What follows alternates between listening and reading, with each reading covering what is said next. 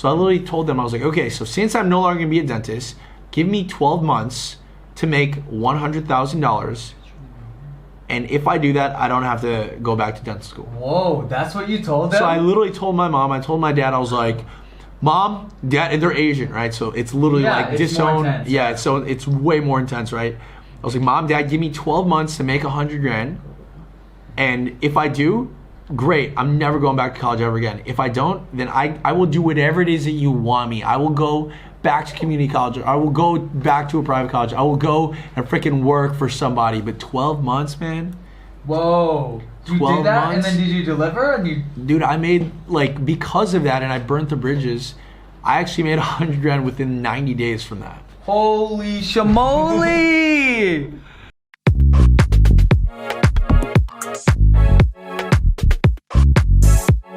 Just arrived at La Casa de Mike V. Mike V, what's happening? What up? Boom. Might as well just hit record and check out the spot. Boom. Just setting up in the Mike V podcast studio. Literally, what did you tell your parents and your family and your friends, and how did you get that courage to make the jump? And then what did you do? You started making money from e-commerce or something, and then you bounced out to Chiang Mai or something? Yeah, so the deal that I had with my mom, it was like, Mom, okay, I want to be a doctor, I want to be a dentist, I want to be a lawyer so I can make more money so I don't have to work as hard as you and Dad do to the point where you can't see me. Yeah. You know, like I remember when I saw them, I was like, well, if I do what they do, then when I have kids, I'm not going to see them. And then when my kids grow up, they're not going to have any money because now they're in debt because their dad's in debt. That they're not going to see their kids. And it was going to be like this endless cycle. So I literally thought, if I make more money than you as a dentist, then I'll be fine. So I literally told them, I was like, okay, so since I'm no longer going to be a dentist, give me 12 months to make $100,000. And if I do that, I don't have to go back to dental school. Whoa, that's what you told them? So I literally told my mom, I told my dad, I was like, Mom, Dad, and they're Asian, right? So it's literally like disowned. Yeah, so it's way more intense, right? I was like, Mom, Dad, give me 12 months to make $100,000. And if I do, great. I'm never going back to college ever again. If I don't, then I will do whatever it is that you want me. I will go back to community college. I will go back to a private college. I will go and freaking work for somebody. But 12 months, man. Whoa. You did that months, and then did you deliver? Dude, I made, like, because of that and I burnt the bridges, I actually made $100,000 within 90 days from that. Holy shamoly! This was through what? Dropshipping? Like advertising. Paid advertising and putting offers in front of people. Whoa. Yeah.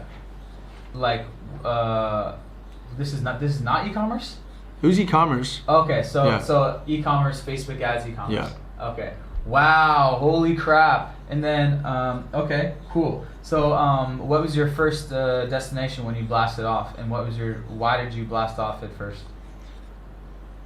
When I wanted, there was like I had like multiple different trips. The first trip was, I started making some money, so I started doing like little test things. Yeah. So my friend or my cousin invited me to Machu Picchu. Yeah. And then that was like pretty cool, but then I didn't know I was going with a bunch of Mormons.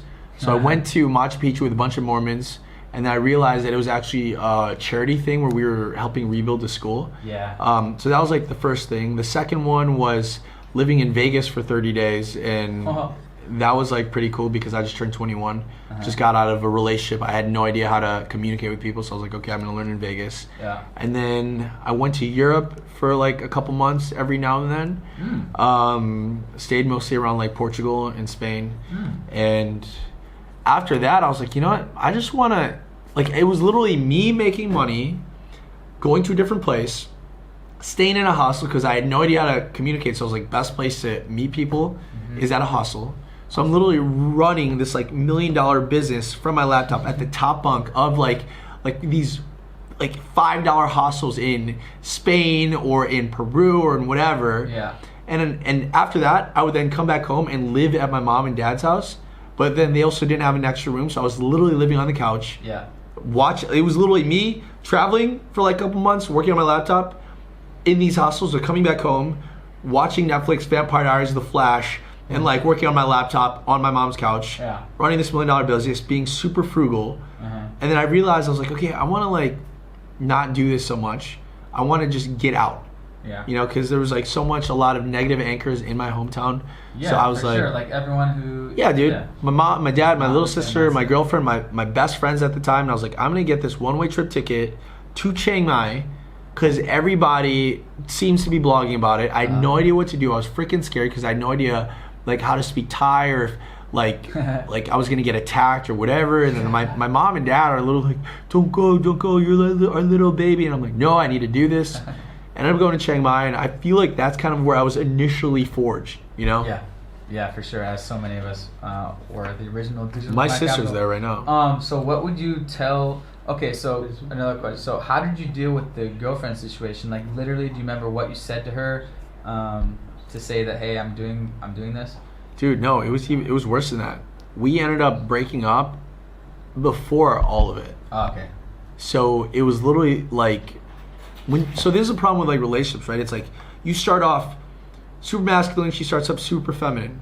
But if you don't have your boundaries of what you're willing to put up with as a man, and if she doesn't have her boundaries of what she's willing to put up with as a woman, you slowly start like bleeding into each other, where you literally become each other, and you go from like this polarized, amazing, passionate relationship to like this glorified roommate that you just hang out with and maybe sleep with for like 30 minutes every single every week, few days, yeah. Yeah. Oh man. Okay.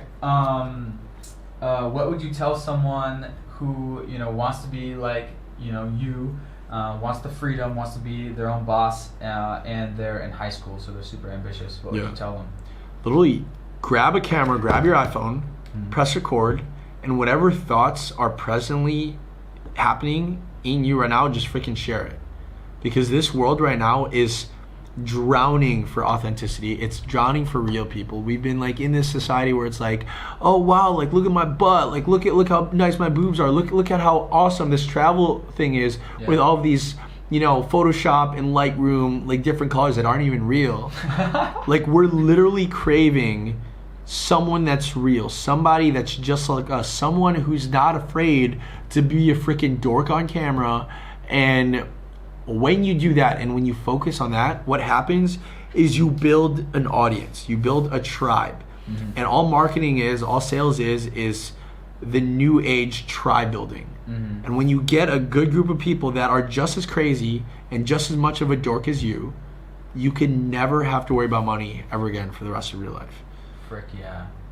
So what would you tell someone that is already in college, and same thing, they want to be like you and I, want to be their own boss, and they realize college is not for me, but obviously my parents, they really want me to finish this degree. What would you tell a friend in that situation? Yeah, well, it's like, what would you optimize for, right? That's like the question that I always ask, because if you're optimizing to be a worker, then college is great for you.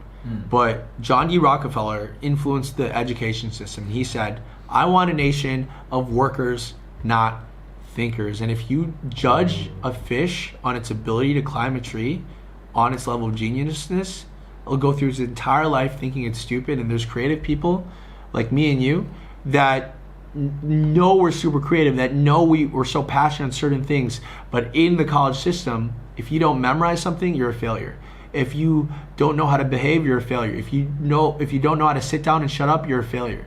And it's literally grooming you to be the perfect employee, to build somebody else's dreams instead of your own. Okay, now back at the villa that I've been living in for the past 2 months.